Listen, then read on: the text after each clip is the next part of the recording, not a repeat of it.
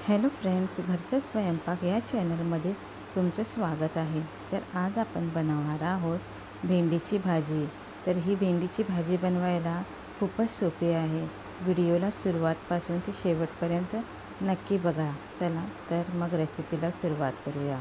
इथे मी गॅसची flame on केलेली आहे आणि त्यावरती कढई ठेवलेली आहे आणि कढई गरम झाल्यानंतर आपण त्यामध्ये चिरून घेतलेली भेंडी घालायची आहे। आता ही भेंडी जी आहे ती तुम्हाला एवढी अशी जाडसर कापून घ्यायची आहे। तुम्ही बघू शकता मी कशी जाडसर कापून घेतलेली आहे। आता भेंडी सुटसुटीत होईपर्यंत आपल्याला ती अशी भाजून घ्यायची आहे। गॅसचा फ्लेम मीडियम ठेवून आपल्याला भेंडी भाजून घ्यायची आहे।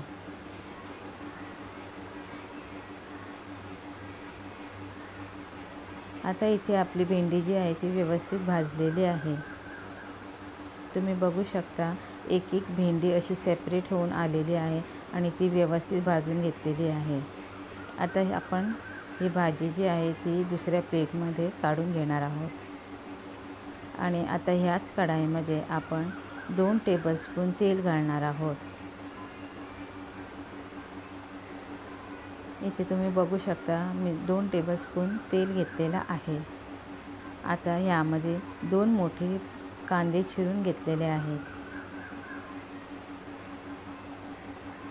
आणि हा कांदा जो आहे जास्त लालसर करायचा नाही, व्यवस्थित भाजून घ्यायचा आहे। हलका असा मी इथे हा कांदा भाजून घेतलेला आहे। आता इथे मी 1 टोमॅटो चिरून घातलेला आहे आणि त्यामध्ये अर्धा चमचा हळदीची पावडर, अर्धा चमचा लाल तिखट आणि अर्धा चमचा जिंजर गार्लिक पेस्ट घातलेली आहे। आता हा सगळा मसाला आपल्याला व्यवस्थित भाजून घ्यायचा आहे।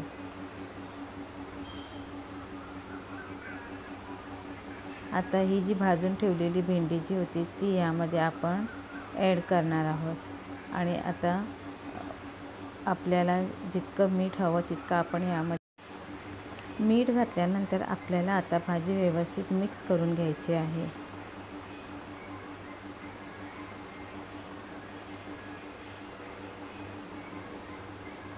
आता इथे मी मसूर डाळ जी होती ती फक्त धुवून घेतलेली आहे आणि धुवून त्यामध्ये आपल्याला ही डाळ घालायची आहे आणि परत एकदा आपल्याला ही डाळ घातल्यानंतर भाजी व्यवस्थित मिक्स करून घ्यायची आहे।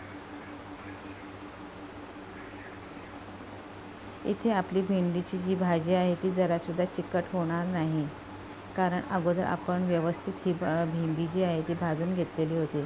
आता इथे अर्धा कप आपण यामध्ये पाणी घालायचं आहे आणि एकदा असं व्यवस्थित मिक्स करून घ्यायचं आहे।